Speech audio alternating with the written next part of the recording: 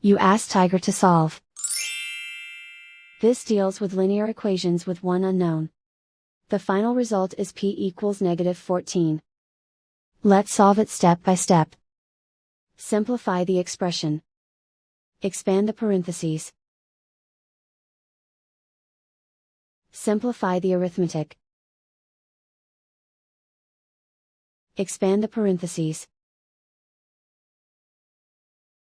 Simplify the arithmetic. Group like terms. Simplify the arithmetic.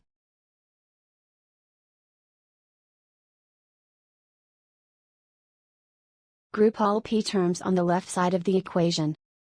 Subtract 6p from both sides. Group like terms.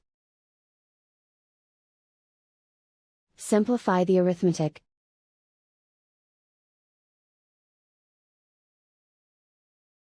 Group all constants on the right side of the equation. Subtract 84 from both sides. Simplify the arithmetic.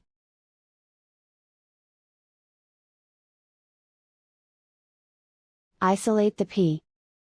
Divide both sides by 6. Simplify the fraction. Find the greatest common factor of the numerator and denominator. Factor out and cancel the greatest common factor. And so the final result is p equals -14.